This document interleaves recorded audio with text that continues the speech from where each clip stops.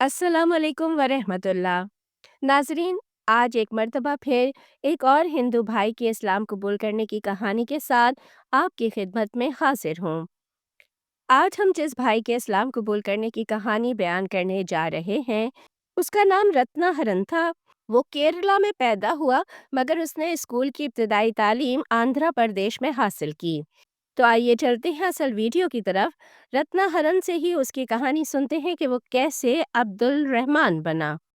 May peace, mercy, and blessings of Allah subhanahu wa ta'ala be upon all of you. First of all, I would like to thank Allah subhanahu wa ta'ala for giving me this opportunity to share that how I embraced Islam. Before coming into the topic, let me give a small introduction myself. My present name is Abdul Rahman. My previous name was Ratnaharan. I was a Hindu before. I born in Kerala, but I did my studies, the schooling in Andhra Pradesh. अस्सलाम वालेकुम वरहमतुल्लाह। आज के topic पर बात करने से और अपने इस्लाम कबूल करने की कहानी सुनाने से पहले मैं अपना तारुफ करवा दूं कि इस्लाम कबूल करने से पहले मेरा नाम रत्नाहरन था और अब मेरा नाम अब्दुल रहमान है। मैं एक हिंदू परिवार में केरला में पैदा हुआ, मगर मेरा बचपन आंध्र प्रदेश में गुजरा है और मेरी शुरू की स्कूलिंग भी आंध्र प्रदेश में ही हुई है। अपने 10th ग्रेड तक की इब्तदाई तालीम आंध्र प्रदेश के स्कूल में हासिल करने के बाद मैं बेंगलोर आ गया और कॉलेज यूनिवर्सिटी की बाकी तालीम मैंने बेंगलोर में ही हासिल की है और मैं अभी भी बेंगलोर में ही रह रहा हूँ। मैं अपने इस्लाम कबूल करने की कहानी सुनाने से पहले आप लोगों के सामने नबी करीम सल्लल्लाहु अलैहि वसल्लम की एक हदीस रखना चाहता हूँ। क्या आप सल्लल्लाहु अलैहि वसल्लम ने फरमाया, हर बच्चा दीन फितरत पर पैदा होता है, यानी कि इस्लाम पर। फिर उसके माँ बाप उसको हिंदू, सिख, ईसाई, बुद्ध या किसी भी मज़हब में डाल देते हैं।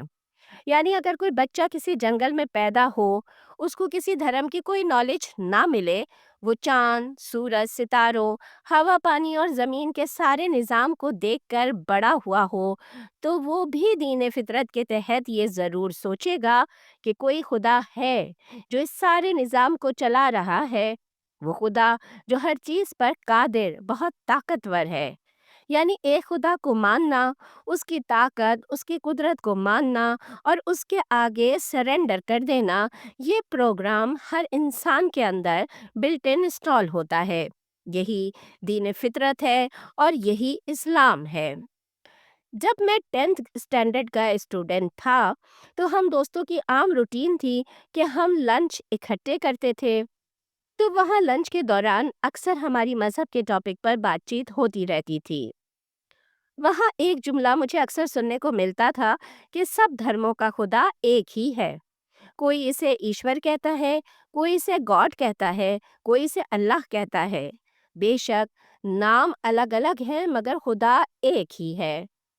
तो मेरा हमेशा यही सवाल होता था कि ठीक है, वो एक ही है, मगर वो एक कौन है?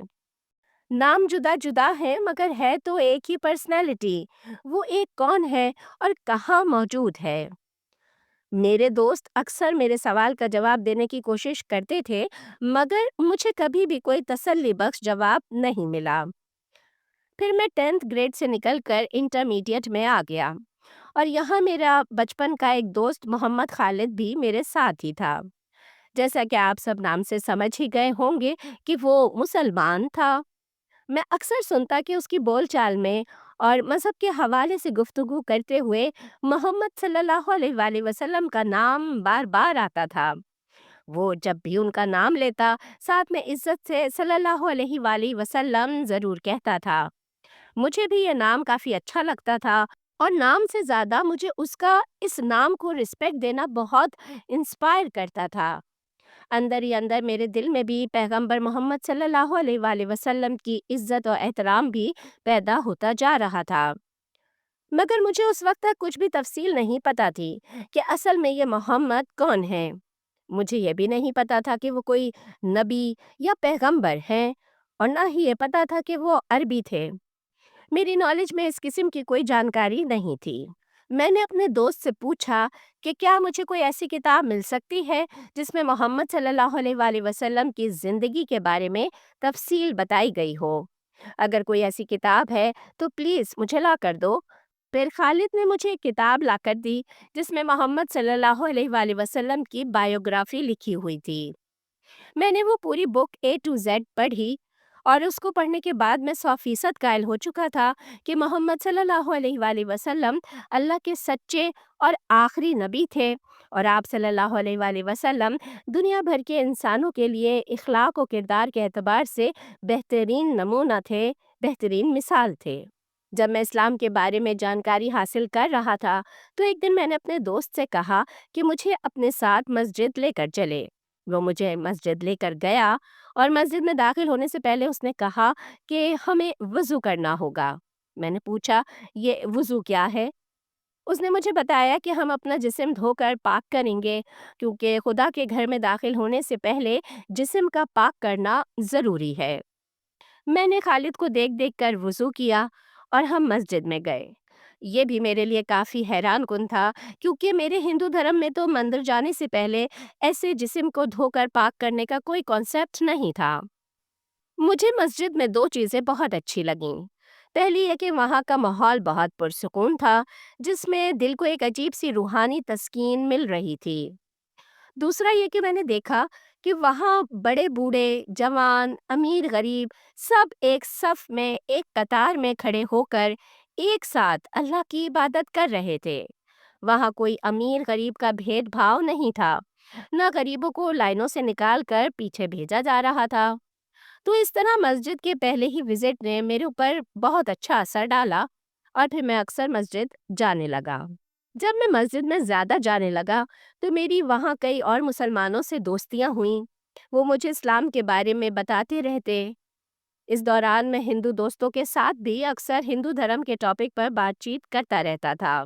میں دراصل دونوں دھرموں کا ڈیٹیل سے گیان حاصل کر کے پھر ان کا کمپیریزن کرتا تھا اور انالیسس کرنے کی کوشش کرتا تھا کہ کس دھرم کی باتوں میں زیادہ لاجک ہے۔ سب سے پہلے میں نے جس چیز پر دونوں دھرموں میں موازنہ کیا وہ تھی الہامی کتابوں کی نالج۔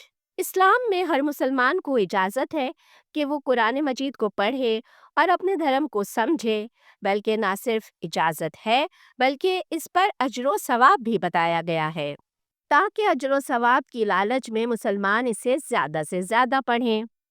جبکہ ہندو دھرم میں ہر کسی کو وید پڑھنے کی اجازت نہیں ہے۔ یہ اجازت صرف اونچی ذات کے ہندوؤں یعنی براہمنوں کو ہے کہ وہ ویدوں کو پڑھ سکتے ہیں، جبکہ نیچی ذات کے ہندوؤں کو اسے پڑھنے کی اجازت تو دور، اسے چھونے تک کی اجازت نہیں ہے۔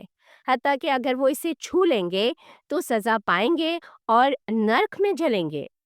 انہی دنوں میرے سامنے ڈاکٹر ذاکر نائک کا ایک لیکچر آیا، جس میں وہ بتا رہے تھے کہ دنیا کے سارے بڑے مذاہب ایک ہی خدا کی پوجا کا حکم دیتے ہیں۔ ہندو، عیسائی، مسلمان، یہودی، سب دھرموں میں ایک اکیلے کی عبادت کا ذکر ہے۔ تو میں پھر اپنے بچپن کے سوال کی طرف لوٹ گیا۔ پھر وہی سوال میرے دل میں سر اٹھانے لگا کہ وہ ایک اکیلا کون ہے؟ یہ وہ وقت تھا جب میں اپنے ارد گرد موجود تینوں بڑے دھرموں کو اسٹڈی کر رہا تھا۔ میں مندر بھی جاتا تھا، میں سنڈے والے دن چرچ بھی جاتا تھا اور مسجد میں بھی جاتا تھا۔ میں پریکٹیکلی دیکھنا چاہتا تھا کہ کیسے سارے دھرم ایک ہی خدا کی طرف بلا رہے ہیں۔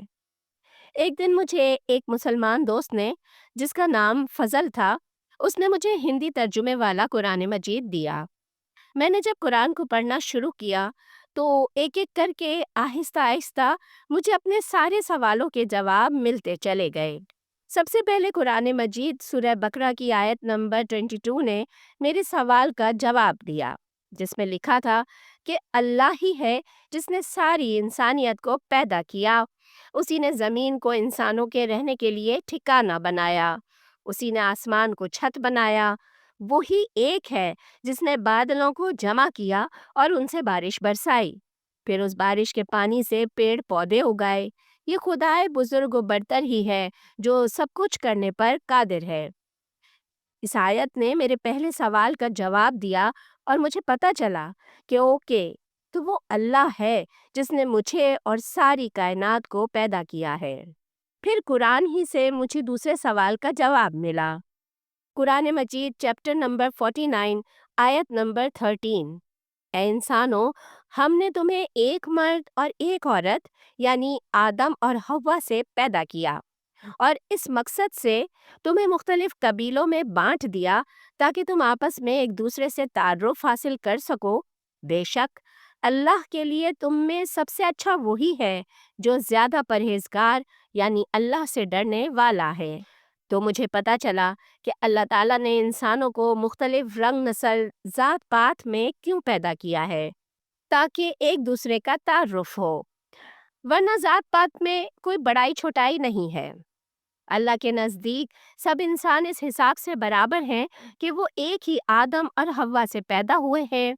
اللہ کے ہاں اگر کوئی بڑا ہے یا دوسروں سے بہتر ہے تو وہ صرف اس لیے کہ وہ اللہ کے حکم دوسروں سے زیادہ فالو کرتا ہے۔ مجھے میرے دوسرے سوال کا جواب ملا کہ اللہ کے لیے سب انسان اپنی کریشن کے اعتبار سے برابر ہیں۔ پھر میرا تیسرا سوال تھا کہ مجھے کیوں پیدا کیا گیا؟ اللہ تعالیٰ نے جانور اور درخت بھی پیدا کیے، وہ چاہتا تو مجھے جانور بنا دیتا، مگر اس نے مجھے انسان پیدا کیا، تو کیوں؟ میری پیدائش کا مقصد کیا ہے؟ مجھے میرے سوال کا جواب قرآن کے چیپٹر 51 سورہ زاریات میں ملا، جہاں اللہ تعالیٰ فرماتے ہیں کہ ہم نے جنوں اور انسانوں کو صرف اپنی عبادت کے لیے پیدا کیا۔ یعنی اللہ تعالیٰ نے درختوں، جانوروں اور پرندوں کو سوچنے، سمجھنے اور پرکھنے والی عقل و صلاحیت نہیں دی۔ یہ صلاحیت انسانوں کو اور جنات کو دی تاکہ وہ اپنی اس صلاحیت کا استعمال کریں، اللہ کو پہچانیں اور اس کی عبادت کریں۔ اس کے علاوہ میں نے آپ کو شروع میں بتایا کہ مجھے یہ تو پتہ چل چکا تھا کہ محمد صلی اللہ علیہ وآلہ وسلم اللہ کے آخری نبی تھے، مگر مجھے یہ بات نہیں پتہ تھی کہ حضرت عیسیٰ علیہ السلام بھی اللہ کے نبی ہیں۔ چونکہ میں چرچ بھی جاتا تھا، مگر وہاں تو جیسس یعنی عیسیٰ علیہ السلام کو اللہ کا بیٹا اور خدائی طاقت میں اللہ کا پارٹنر بتایا جاتا تھا۔ مسلمانوں سے میں نے کبھی عیسیٰ علیہ السلام کے بارے میں سوال ہی نہیں پوچھا تھا، تو اس لیے مجھے پتہ ہی نہیں تھا کہ وہ بھی اللہ کے نبی ہی تھے۔ مگر جب میں نے قرآن مجید کی سورہ انبیاء پڑھی تو مجھے پتہ چلا کہ اللہ تعالیٰ نے ہر قوم، ہر قبیلے کے لیے مختلف انبیاء بھیجے، اور ہر نبی کا ایک ہی پیغام تھا کہ وہ لوگوں کو ایک اللہ کی عبادت کی طرف بلاتے تھے۔ حضرت آدم علیہ السلام سے لے کر نوح، ابراہیم، اسماعیل، اسحاق، داؤد، یعقوب، یوسف، موسیٰ اور عیسیٰ علیہ السلام سارے کے سارے اسی سلسلے کی کڑی تھے، اور سب کا مقصد تھا کہ لوگوں کو شرک سے نکالنا تاکہ لوگ کسی بت، کسی جن، کسی انسان، کسی درخت، سورج، چاند، ستارے کو اللہ کا شریک نہ کریں۔ یہاں تک آتے آتے میرے دماغ میں پکچر کافی واضح ہو چکی تھی۔ مجھے سمجھ آ گئی تھی کہ اللہ، ایشور یا گاڈ کون ہے، کائنات کس نے بنائی ہے، مجھے کس نے پیدا کیا اور کیوں پیدا کیا، انبیاء کیا ہیں، محمد صلی اللہ علیہ وآلہ وسلم کون ہیں۔ اس طرح آپ کہہ لیجئے کہ میں کافی حد تک اسلام کو سمجھ چکا تھا، یہاں تک کہ میں قرآن پڑھتے پڑھتے سورہ اخلاص تک پہنچا اور مجھ پر ہر چیز واضح ہو گئی۔ یقیناً آپ سب سمجھ گئے ہوں گے کہ سورہ اخلاص میں اللہ تعالیٰ نے کس طرح اپنا تعارف کروایا ہے اور کیسے خود کو باقی تمام خدائی طاقت کا دعویٰ کرنے والوں سے جدا اور منفرد بتایا ہے۔ بس وہ آخری اور حتمی سورت تھی جس کو پڑھنے کے بعد میں نے اپنے مسلمان دوست سے رابطہ کیا اور اس سے پوچھا کہ اسلام کیسے قبول کرتے ہیں۔ اس نے کہا کہ یہ کوئی مشکل کام نہیں ہے، تمہیں صرف اس بات کو قبول کرنا ہے کہ اللہ ایک ہے، اس کے سوا کوئی عبادت کے لائق نہیں، اور محمد صلی اللہ علیہ وآلہ وسلم اللہ کے آخری اور سچے نبی ہیں۔ بس جب تم دل سے اس کا اقرار اور زبان سے اس کا اظہار کر لو گے تو تم مسلمان ہو جاؤ گے۔ پھر میں نے کچھ اور لوگوں سے معلومات حاصل کرنے میں چند دن مزید لیے، اور آخرکار ایک دن میں نے کلمہ شہادت پڑھ کر اسلام قبول کر لیا۔ یہ وہ مکمل کہانی ہے کہ میں نے کیسے اسلام قبول کیا۔ مگر کہانی یہاں ختم نہیں ہوتی۔ اسلام قبول کرنے کے بعد میں نے بہت ساری مشکلات اور پریشانیاں دیکھیں۔ مجھے میرے ماتا پتا اور دوسرے بہت سارے لوگوں کی طرف سے بہت ساری مخالفت برداشت کرنی پڑی۔ شروع میں تو میں نے اس بات کو فیملی اور پیرنٹس سے چھپائے رکھا اور کوشش کی کہ ان کو میرے اسلام قبول کرنے کا پتہ نہ چلے، اور 2 مہینے میں اسے چھپانے میں کامیاب بھی رہا۔ مگر 2 مہینے بعد رمضان آ گیا، اور میں چونکہ روزے رکھ رہا تھا، تو 16ویں روزے والے دن میرے پیرنٹس کو پتہ چل گیا کہ میں نے اسلام قبول کر لیا ہے۔ پہلے تو انہوں نے مجھے مارا، اور ٹھیک ٹھاک مارنے کوٹنے کے بعد انہوں نے اسی رات کہا کہ تم گھر سے نکل جاؤ۔ اس وقت میری عمر صرف 17 سال تھی، اور میں 17 سال کی عمر میں رات کو گھر سے نکال دیا گیا۔ میں گھر سے نکل کر آندھرا پردیش کے قریب ہی ایک اور چھوٹے سے گاؤں میں ایک دوست کے پاس چلا گیا۔ وہاں میں 2 دن تک رہا۔ 2 دن بعد فون پر اپنی ماں سے میری بات ہوئی، اور ماں نے کہا کہ تم گھر واپس آ جاؤ، کوئی اب تمہیں کچھ نہیں کہے گا، تم اپنی زندگی آزادی سے گزارو گے، جس چاہے دھرم کو فالو کرو، مگر گھر آ جاؤ۔ میں نے اپنی ماں پر بھروسہ کیا اور گھر واپس چلا گیا، مگر میرا اصل امتحان تو اب شروع ہوا تھا۔ اس کے بعد میں 6 مہینے تک گھر میں رہا، اور یہ 6 مہینے میری زندگی کے مشکل ترین مہینے تھے۔ اس دوران مجھے مارا گیا، مجھے فزیکل ٹارچر کے ساتھ ساتھ مینٹل ٹارچر بھی دیا گیا۔ کبھی میرا کھانا بند کر دیا جاتا، اور کبھی مجھے کئی دن کمرے میں بند رکھا جاتا۔ مار کھا کھا کر میرا جسم زخمی ہو جاتا، مگر میری مرہم پٹی نہیں کروائی جاتی تھی۔ مگر اس دوران بھی میں انہیں اسلام کی طرف دعوت دینا بھی نہیں چھوڑتا تھا۔ میں انہیں مسلسل دعوت دیتا رہا کہ مورتی پوجا چھوڑ کر ایک اللہ کی طرف آ جاؤ، مگر انہوں نے مجھے پاگل قرار دے دیا، اور ایک دن وہ مجھے پاگلوں کے ڈاکٹر کے پاس لے گئے۔ مجھے فی الحال اس ہسپتال کا نام یاد نہیں آ رہا۔ وہ پاگلوں کا ہسپتال یہاں قریب ہی ہے، پالک میں۔ مجھے وہاں لے جایا گیا۔ وہاں ڈاکٹر نے مجھ سے علیحدگی میں بات چیت کی۔ اس نے پوچھا کہ اصل مسئلہ کیا ہے۔ میں نے ڈاکٹر کو بتایا کہ میں پاگل نہیں ہوں، میں نے صرف ہندو دھرم چھوڑ کر اسلام قبول کر لیا ہے، اور بہت سارے خداؤں کو چھوڑ کر ایک اللہ کی عبادت شروع کر دی ہے۔ پھر میں نے ڈاکٹر سے پوچھا کہ تمہارا خدا کے بارے میں کیا عقیدہ ہے۔ میں نے ڈاکٹر کو قرآن کی چند آیات بتائیں، اور اسے قرآن سے واضح کیا کہ خدا کون ہے۔ ڈاکٹر نے پہلے تو مجھے سمجھانے کی کوشش کی، مگر پھر وہ میری باتوں سے لاجواب ہو گیا، اور اس کے پاس سوائے خاموشی کے کچھ نہیں تھا۔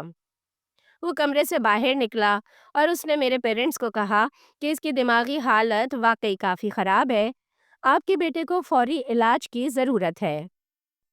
میں شدید حیران تھا کہ ایک پڑھا لکھا شخص بھی جانتے بوجھتے ہوئے بھی اپنے پیشے سے غداری کر رہا تھا، اور میرے پیرنٹس سے جھوٹ بول رہا تھا۔ پہلے تو میں ڈر گیا کہ پتہ نہیں اب مجھے یہاں پاگلوں کے ہسپتال میں بھرتی کر لیں گے، یا مجھے بجلی کے جھٹکوں کی تکلیف برداشت کرنی پڑے گی۔ مگر میرے اللہ نے مجھے بچایا، اور ڈاکٹر نے کچھ دوائی دے کر ہمیں گھر بھیج دیا، اور 2 ہفتے بعد دوبارہ آنے کا کہا۔ پھر 1 مہینے بعد میرے ماں باپ مجھے کسی کالا جادو کرنے والے، کسی تنتر منتر کرنے والے کے پاس لے گئے۔ وہ وہاں کیرلا کا بہت مشہور جادوگر تھا، اور اس کے پاس کافی رش رہتا تھا۔ مجھے وہاں لے جایا گیا۔ میں نے وہاں بھی اس جادوگر کو اسلام کی دعوت دی، مگر وہ جھوٹا پکھنڈی تھا، اسے سچ بات کہاں پسند آتی۔